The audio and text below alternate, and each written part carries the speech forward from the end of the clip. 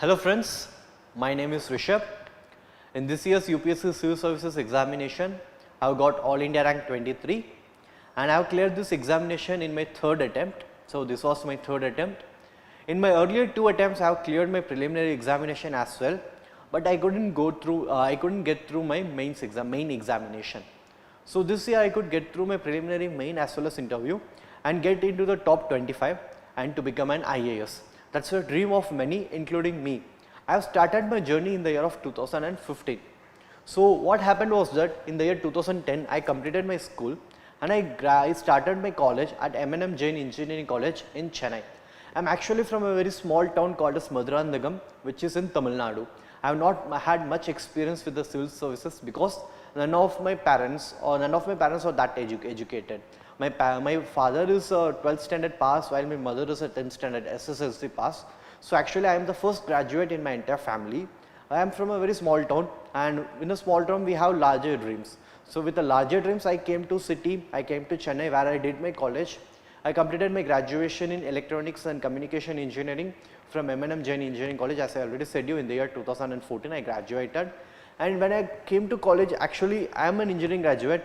But trust me, when I was in school, I had never heard about IITs or NITs or any other colleges, because that was the level of knowledge that we had in our environment, that we had in our town, that we knew only few engineering colleges that were nearby to my place. And one day when I started my college, I knew that my college is very nearby to IIT Madras. And once I went to inside the IIT Madras, I found that how beautiful the campus was. So I am not from a very privileged background. My father and mother, my parents are not that educated, from a very middle class family. But I had very big dreams, like thousands and thousands of aspirants who are appearing for this IAS examination. They do also have that they want to get into this IAS, that is the coveted Indian Administrative Services, or they are in other services like IPS, IFS, etc. So it's just it's a small video, it's a small way that I share my experience, I share my knowledge that I had in this journey. As I said you, after 2014, I started working with Infosys Limited. I started my training in Mysore as well as my posting was in Chennai. But even that IT job did not interest me. I got the job through my campus placement, but that job did not really interest me. I lost interest because I felt that I could do much larger things to the society. In my college period, I had experience with the Rotary Club of my college. You all know that Rotary Club. Rotary Clubs are those clubs in college which involve themselves in community development works. So I started volunteering for Rotary Club. We did a lot of good works. For example, Pulse Polio, whereby we twice in every year, we go to nearby areas to conduct polio campaigns. Then we started conducting blood donation campaigns within our college that become a huge successful. Then we started eye checkup and eye donation campaigns. We started doing road safety awareness programs, career guidance to the students who are from underprivileged sections such as in government schools, etc. We started conducting cultural for those people. I found a lot of joy in that. The joy which I couldn't find in getting employed in one of the topmost MNCs in world. I found that joy while serving people, serving the underprivileged people. I found that I could bring some change into their life, give them a smile just for a day, or bring something. So all I felt was, what if that could be a career prospect for me?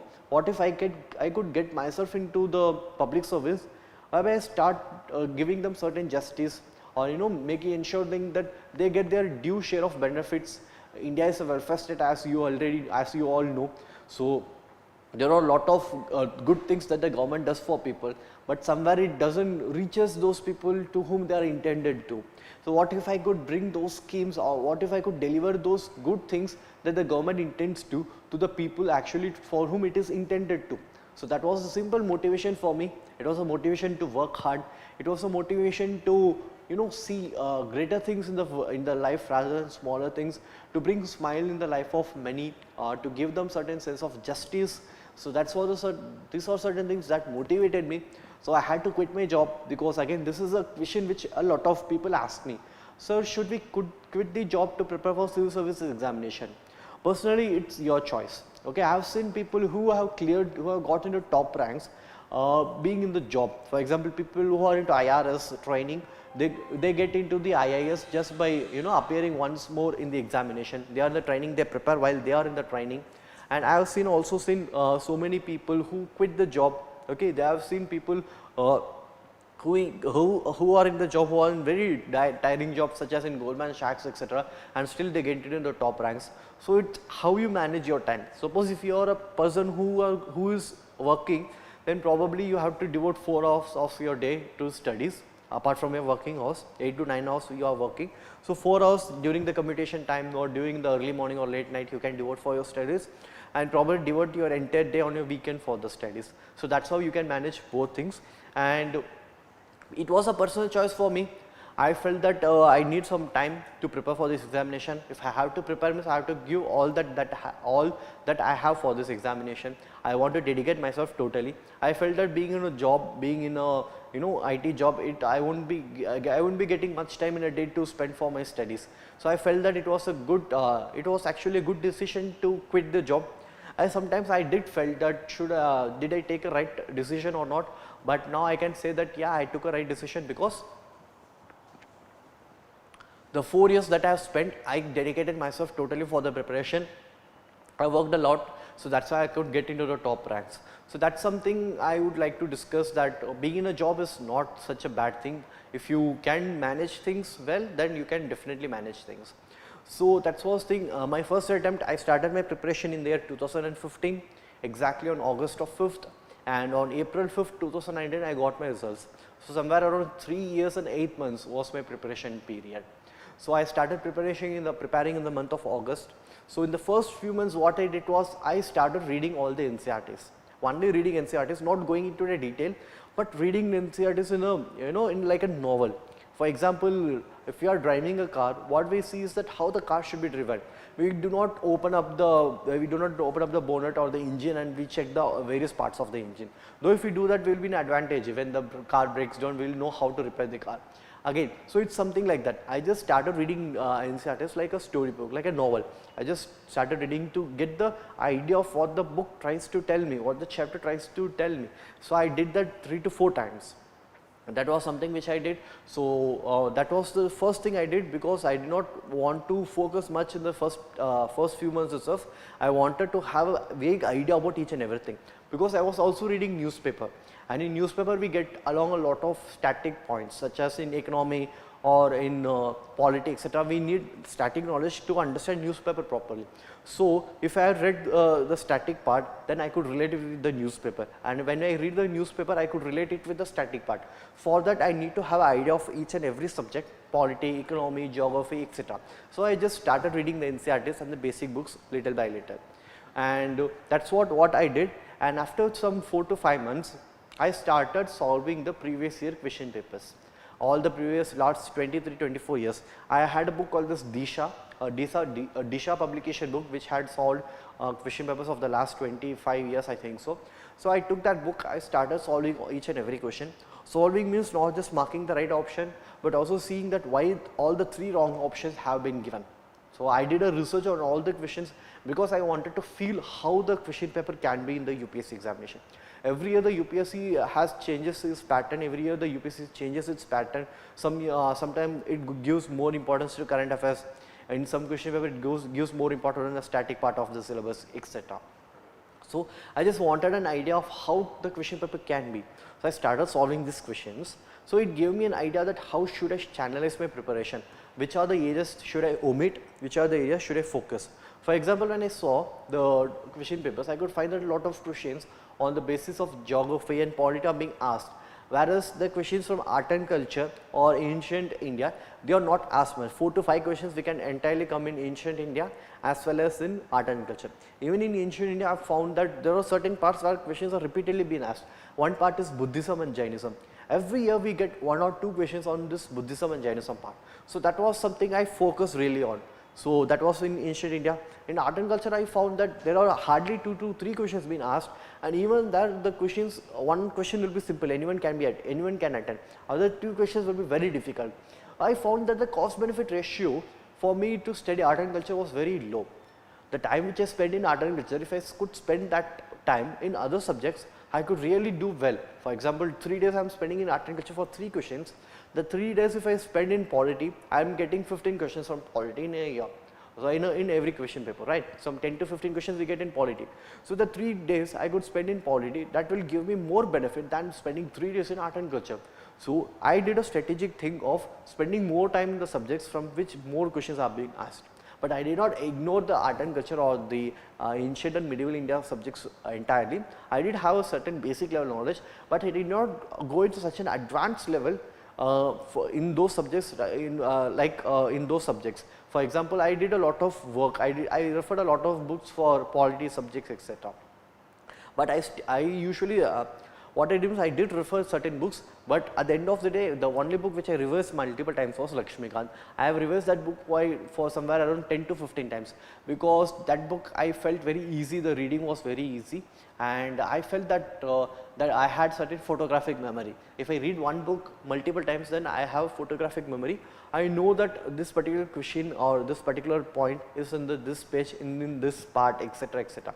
If you see any diagrams, if you see any tabular column, it gets registered into my mind as a photographic, it gets registered into my mind as a photograph, as a picture. So, it becomes easier for me to remember in the examination hall. So, I would say students to revise one book multiple times rather than reading 100 different books. Okay. I had very standard list of books which is available online, which everyone says what they have read. For geography it was my option, so I had to read Khullar and Majiduddin, etc. For polity I read Lakshmikant, though somewhere I referred to PM Bakshi sometimes, but my primary source was Lakshmikant. I gave up on PM Bakshi after some certain point of time. I referred only Lakshmikant. For environment, I refer to Shankar IAS book as well as certain other books that Down to Earth, Yojana, Kurukshetra, newspaper, that was the major source of environment.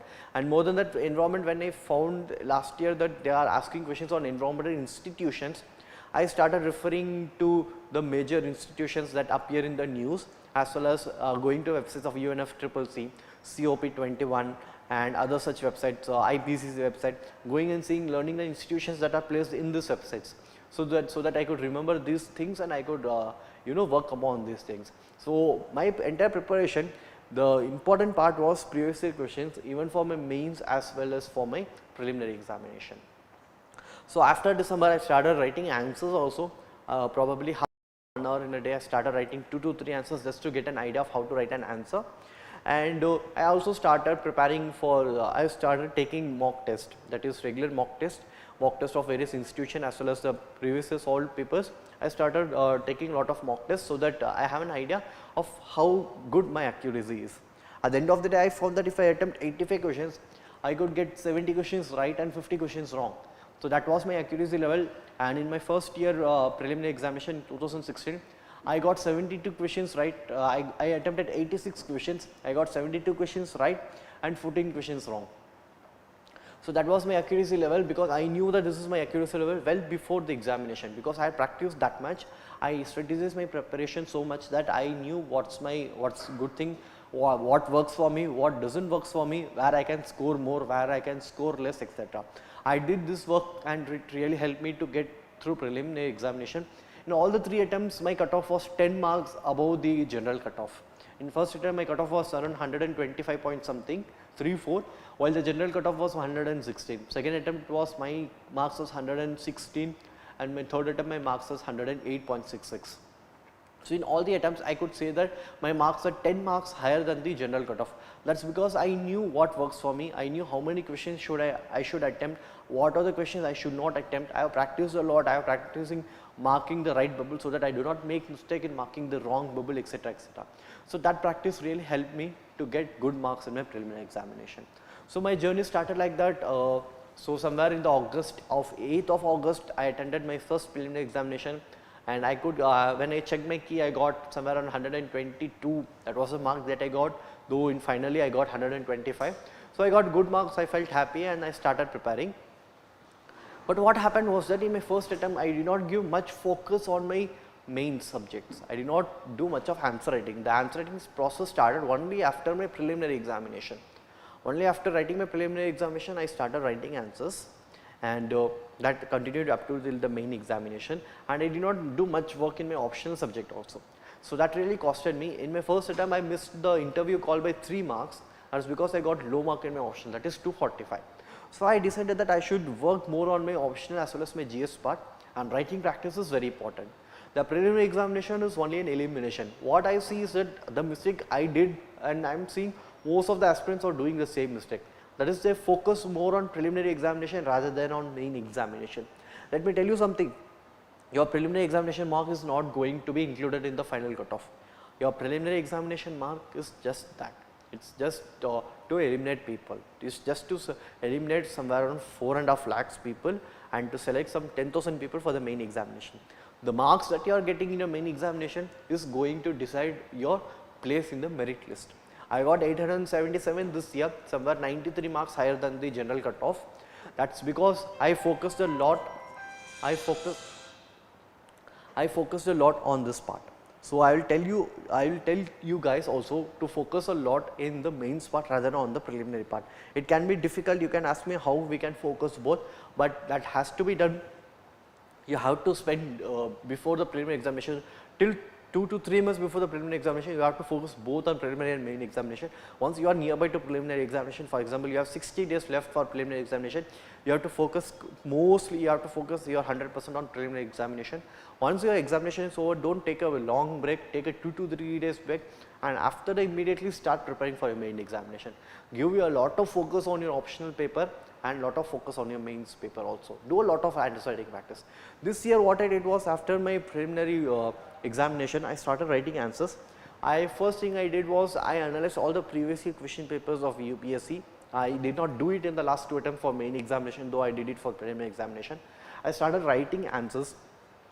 Since I have already attempted the main examination twice, I know that what are the answers that I have written, how good I have written answers in which I have did the mistakes. What I did was I took all the questions, I again started brainstorming on these questions, and I took the syllabus of UPSC. I by-hearted this entire UPSC syllabus, every word by word of the main syllabus I by-hearted, and whenever I read a newspaper I used to connect, this question can be asked in this part. So that thing I used to do again and again. Excuse me.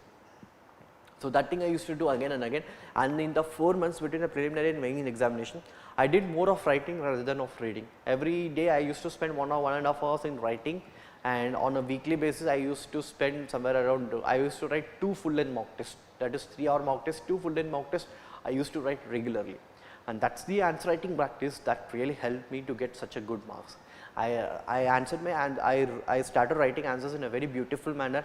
I improved on my presentation skills, I improved on my mapping skills, how to draw maps in various questions, how to attempt questions even in which we do not have much idea itself. For example, we had a question on Chaitanya Mahaprabhu, how could we answer such questions?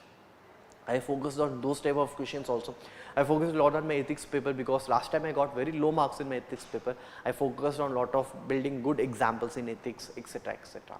So I would say to students that don't only focus on your preliminary examination, focus on your main examination also. When you are preparing, you should adequately focus on your main as well as optional marks, because I see few people saying that GS marks doesn't hold any ground.